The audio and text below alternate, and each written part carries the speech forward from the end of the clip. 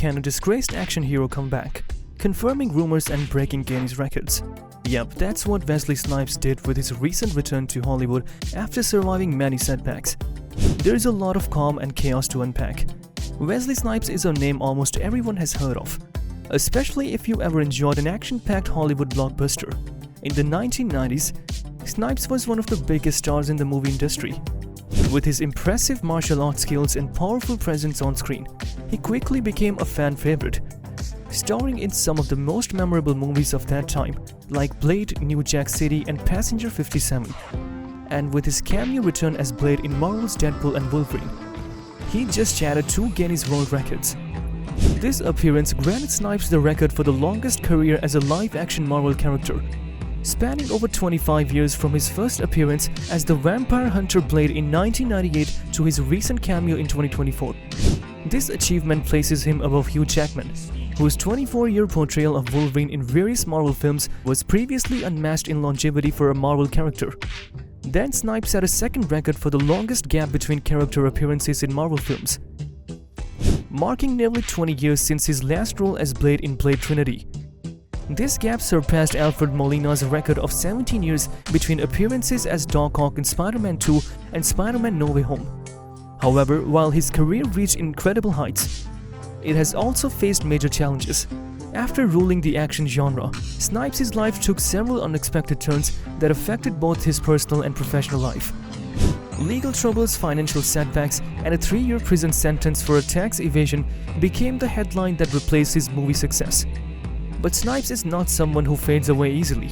At 62, he's still making his mark in Hollywood, and we all had that unanswered question: what happened to the man who once dominated the big screen? Before Wesley Snipes became the Hollywood action star we know today, he was just a kid with a big dream. His full name is Wesley Trent Snipes. He was born in 1962 in Orlando, Florida, a city known for its warm weather, theme parks, and laid-back atmosphere. However, Wesley's childhood was anything but relaxed. He was born into a working-class family where money was often tight. His father, Wesley Rudolph Snipes, worked as an aircraft engineer, and his mother, Marion, was a teacher's assistant. The couple had 4 children, and like many families, they faced challenges balancing work, family, and their own personal lives. Wesley's parents divorced when he was still very young, which left a significant impact on him. The separation forced Marion to move the family to the modern crowded landscape of the South Bronx in New York City, truly opposite to the calm sunny street of Orlando. The South Bronx, especially in the 1970s and 1980s, was known for its high crime rates, poverty, and tough environment that could easily pull young people in the wrong direction. It was in this environment that Wesley had to navigate his early age. Despite the challenges, Wesley found 2 powerful forces that helped him rise above his circumstances: performing arts and martial arts. At a young age, he discovered his love for acting. By the time he was just 12 years old, he was already performing in an off-Broadway production called The Me Nobody Knows. This experience introduced him to the magic of live theater, where he could express himself, explore different characters, and transport the audience to another world. Wesley's connection to martial arts came even earlier. At the age of 7, he began training in Shotokan karate. It's important to note that martial arts were more than just a physical activity for Wesley. They became a form of discipline, focus, and strength. Growing up in a tough neighborhood, having martial arts training gave him not only confidence, but also a way to protect himself if necessary. It's always best to have some defense in hand, right? Over the years, Wesley became a dedicated martial artist, eventually earning a 5th degree black belt in Shotokan karate and a 2nd degree black belt in Hapkido. He also became skilled in other fighting styles like Kung Fu, Brazilian Jiu-Jitsu, and weaponry, making him a formidable talent both in and out of the ring. Despite the harshness of the Bronx, it was a place that gave Wesley the grit he would later bring to Hollywood. The streets were alive with culture, music, and creativity, especially in the 1970s and the early 1980s when hip-hop was born and breakdancing was on the rise. Wesley was surrounded by people who, despite their tough circumstances, were finding ways to express themselves artistically. This atmosphere likely contributed to his artistic ambitions and determination to succeed. His educational journey also reflected his passion for performing. Wesley attended the High School of Performing Arts in New York City, often referred to as the Fame School after the popular movie and TV series that showcased the lives of students at a performing arts school. This institution was prestigious, known for nurturing some of the most talented dancers, actors, and musicians in the country. Wesley dove headfirst into the world of acting, dance, and music, learning not only the technical skills needed to succeed in the arts, but also the discipline and perseverance that were required to stand in such a competitive field. However, just as he was getting comfortable in New York's vibrant art scene, life threw Wesley another curveball. His family decided to move back to Florida, just when he was starting to find his groove in the fast-paced, creative energy of the Bronx. Moving back to Orlando meant that Wesley had to adjust once again to a quieter, less culturally diverse environment. This sudden change was challenging, especially for a teenager who was finding his identity in the arts. Troubling, isn't it? Still, Wesley didn't give up. He quickly got involved with the drama department of Jones High School in Orlando. His time in the school's drama program reignited his passion for acting, and it became clear that this was more than just a hobby. It was a calling. Wesley wasn't like most high school students. He had a drive and hunger to succeed that set him apart. He joined a local drama troupe called Student Street Stuff, where he performed puppet shows in parks and schools, showcasing his ability to engage an audience and tell stories even in small community performances. Wesley's talent and work ethic didn't go unnoticed. His performances, particularly his one-man show as Puck in Shakespeare's A Midsummer Night's Dream, caught the attention of many. Playing such a complex character, Wesley delivered a performance so powerful that he won an award for his portrayal, solidifying his place as a rising star even in local circles. After graduating from high school, Wesley knew that acting was his future. He decided to pursue his dream further by enrolling at the State University of New York at Purchase, a prestigious institution known for its performing arts programs. At Purchase, Wesley immersed himself in theater, honing his craft and learning the intricacies of acting on stage. His time at Purchase College was a formative period in his life, shaping him not only as an actor but also as an individual. However, the path to success wasn't easy, and it would take years of hard work before Wesley would break into the world of Hollywood. Success does take time, doesn't it? When Wesley Snipes left college to pursue acting full-time, he entered a world where talent alone wasn't always enough. Hollywood was and still is an industry where getting noticed is tough, and for a young black actor, the challenges were even greater. Despite his obvious talent and martial arts skills, Snipes found himself competing for roles in an industry that was not always eager to give opportunities to people of color. In the early 1980s, Wesley began his career by taking on small roles in regional theater productions. These were not the fame-filled Hollywood projects we think of today, but they were essential in helping him build his acting chops and gain experience. He also appeared in a few commercials, which paid the bills but didn't offer him the breakthrough he was hoping for. It was a humbling experience for someone who had just spent years perfecting his craft in college, but Wesley was determined not to let the slow start discourage him. Then in 1985, Wesley got his first big break in the world of theater. He made his Broadway debut in a play called The Boys of Winter. While it wasn't a blockbuster hit, it was a major step forward in Wesley's career. Performing on Broadway gave him more visibility and opened the door to bigger opportunities. It showed casting agents and directors that Wesley had the talent and presence to perform on one of the world's biggest stages. But Wesley's real breakthrough came in an unexpected place: music videos. Odd, huh? Well, in 1987, he was cast in Michael Jackson's Bad music video, directed by none other than Martin Scorsese.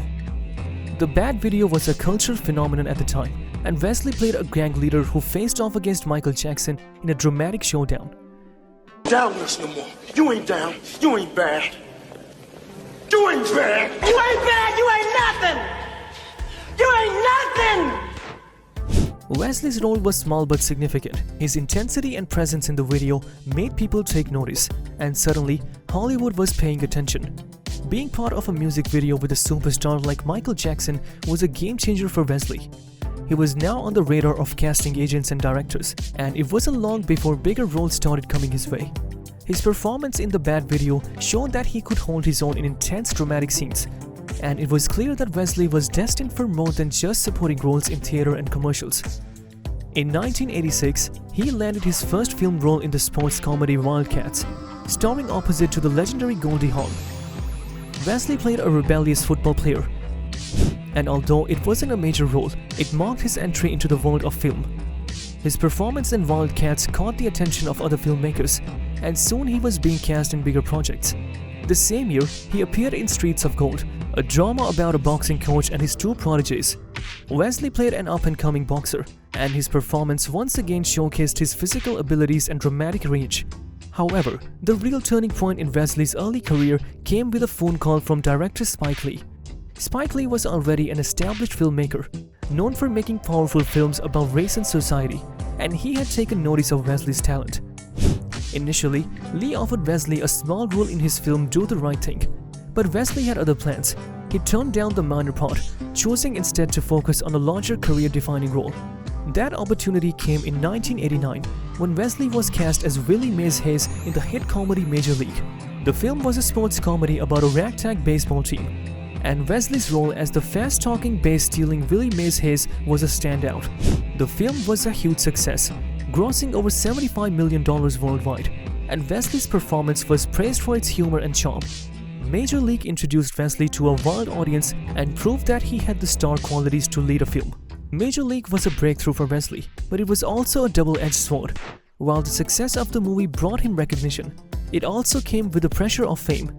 As he navigated his newfound celebrity, Wesley had to be careful about the roles he chose and how he presented himself in the public eye. He quickly realized that in Hollywood, fame could be retreating if you weren't careful. Definitely true, right? Despite some early success, the road wasn't always smooth for Wesley. During this time, there were moments when he struggled to find consistent work. At one point, Wesley even took on jobs as a therapeutic masseuse and a valet driver just to make ends meet. It was a far cry from the glamorous Hollywood life he had dreamed of, but Wesley's perseverance never wavered. He knew that success in the entertainment industry required patience and persistence, and he was willing to wait for his moment.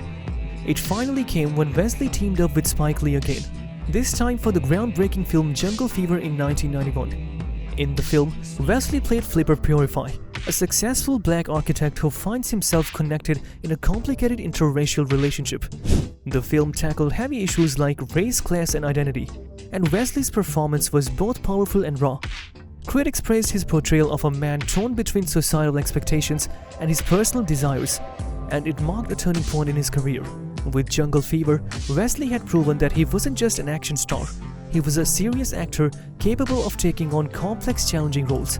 From this point forward, Wesley Snipes was on the fast track to becoming one of Hollywood's most versatile and respected actors. The 1990s were truly Wesley Snipes' golden years. After gaining recognition from the Bad Video, Wesley started to get cast in bigger and better roles.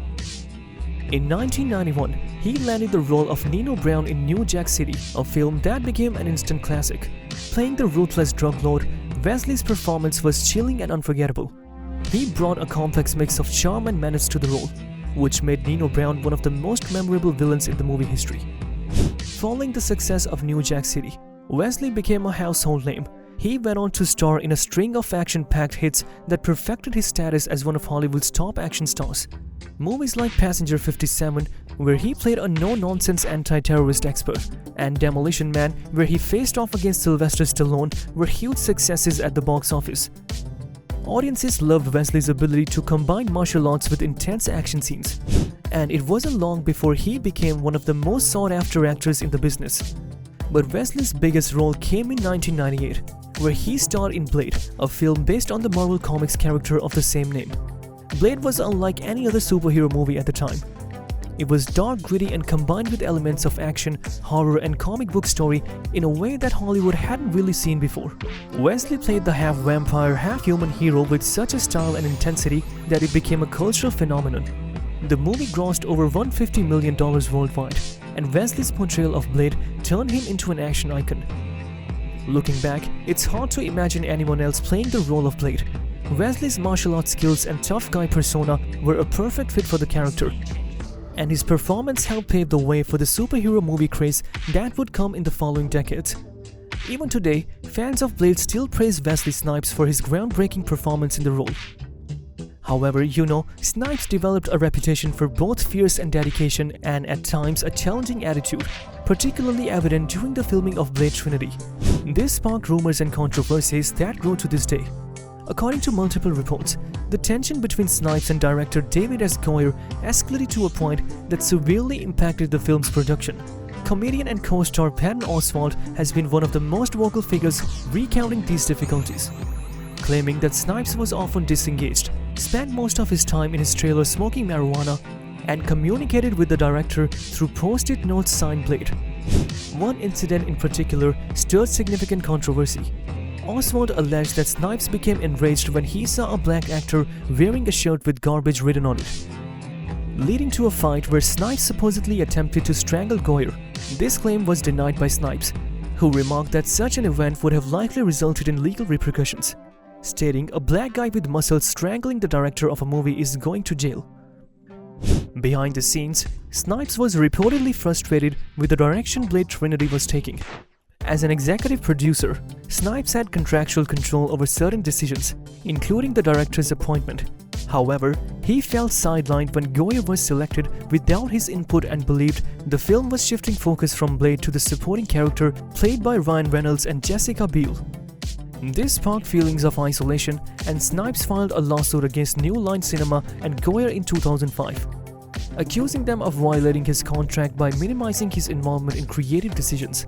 Snipes' lawsuit also touched on racial elements, alleging that he was subjected to a hostile work environment and that the production team had ignored his concerns about diversity, leading to what he described as feeling of isolation and exclusion. In his defense, Snipes suggested that the public's willingness to believe Oswalt's version of events was influenced by racial bias, pointing to the predisposition to blame a black man in a contentious situation. Now, we all know that one of the things that made Wesley Snipes such a special actor was his versatility. While he was best known for his action roles, he wasn't afraid to step outside his comfort zone and take on more challenging dramatic parts. In 1997, Wesley delivered a stunning performance in the movie One Night Stand, where he played a man caught in a complex emotional affair. This role earned him the prestigious Best Actor award at the Venice Film Festival, a huge honor in the world of cinema. Wesley's ability to show a more vulnerable, emotional side of himself in movies like One Night Stand surprised many people who had only seen him in action-packed roles. But that wasn't the only time he showed his range. In 1995, Wesley took on a completely different kind of role when he starred in the comedy To Wong Foo Thanks for Everything Julie Newmar. In this movie, Wesley played a drag queen, proving that he could tackle any genre with ease. His performance was hilarious and heartfelt, and it showcased just how versatile he could be as an actor. Don't believe us? Take a look at this. Thank you. I think you should apologize to me. Do you like my nails?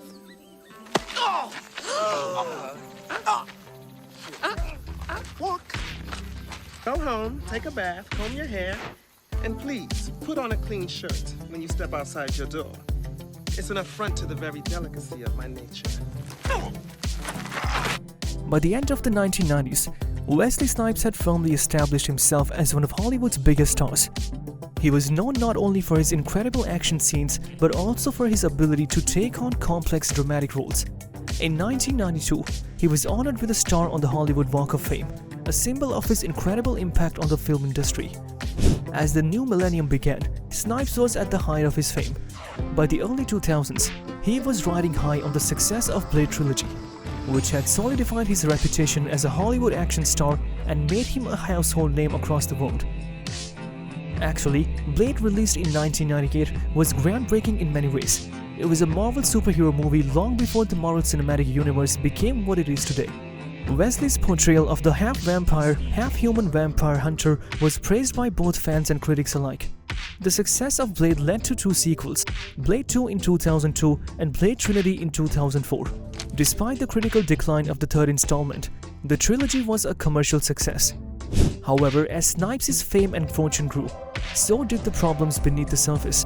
What should have been a time for Wesley to further build on his action hero legacy turned into one of the darkest periods of his life, marked by legal battles, financial mismanagements, and a dramatic fall from grace that resulted in a 3-year prison sentence for tax evasion.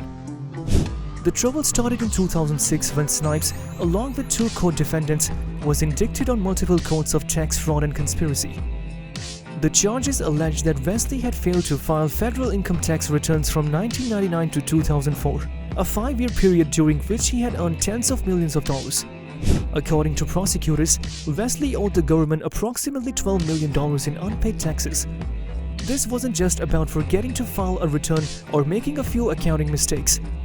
The accusations were much more serious. The government claimed that Wesley had participated in a scheme to defraud the IRS, using false claims and bogus documents to evade paying taxes altogether. Ain't that like inviting trouble? To fully understand the severity of the charges against Wesley, it's important to look at the details of the case. According to the government, Wesley had become involved with 2 tax advisors, Eddie Ray Kahn and Douglas Rosell, who prompted a fraudulent scheme known as the 861 argument. This argument was based on the false promise that US citizens could exempt themselves from paying taxes by claiming that domestic income was not taxable. The IRS had repeatedly declared this argument to be frivolous, but Kahn and Rosell convinced Wesley that he didn't have to pay taxes, even on the tens of millions he was earning from blockbuster films like The Blade and Demolition Man. At the center of the scheme was a series of false tax refund claims totaling over $11 million that Wesley submitted to the IRS. Wesley's defense in the trial was that he had been duped by dishonest advisors and that he genuinely believed he was following the law. He claimed that he had relied on the expertise of Kahn and Rosell, and that this failure to pay taxes was not willful but based on bad advice. Wesley also made the case that as an actor, his focus was on his career, and he had trusted his financial matters to professionals, assuming they were acting in his best interest. Despite these defenses, the government's case against Wesley was strong. In addition to the false refund claims, he was also charged with failing to file tax returns for 5 consecutive years. This included not paying taxes on the income he earned from films like Blade 2, which alone had grossed over $150 million worldwide. The evidence showed that Wesley had been earning tens of millions of dollars during this time, yet he had not paid a dime in federal taxes.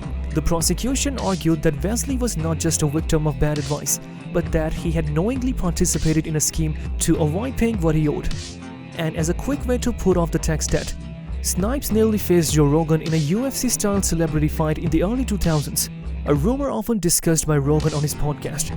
You know, he was in a bad situation where he owed taxes, and the government, they put him in jail. You know, he got put in jail for tax evasion.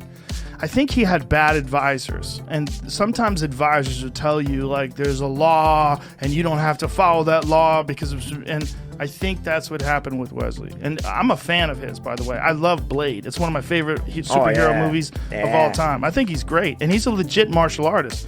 It wouldn't have been easy. Initially, Snipes was interested in fighting Jean-Claude Van Damme, but the UFC proposed Rogan instead, considering him a more relevant draw for MMA fans at the time. Rogan, a Brazilian Jiu-Jitsu black belt and former Taekwondo champion, agreed to the fight and began training intensely, confident in his ability to outmaneuver Snipes, given his training in striking martial arts like Shotokan karate. According to Rogan, Snipes eventually backed out, possibly because he realized Rogan's grappling skills could be a major disadvantage. Rogan later joked that he would have quickly subdued Snipes if they had fought, stating he was prepared to choke him out given the disparity in their grappling skills. If only it happened, huh? Back to the tax fraud, he was left with a trial. The trial, which took place in Ocala, Florida, attracted widespread media attention. Wesley's celebrity status meant that this case was highly publicized, and it seemed that the entire country was watching to see what would happen to the action star who had once dominated the box office.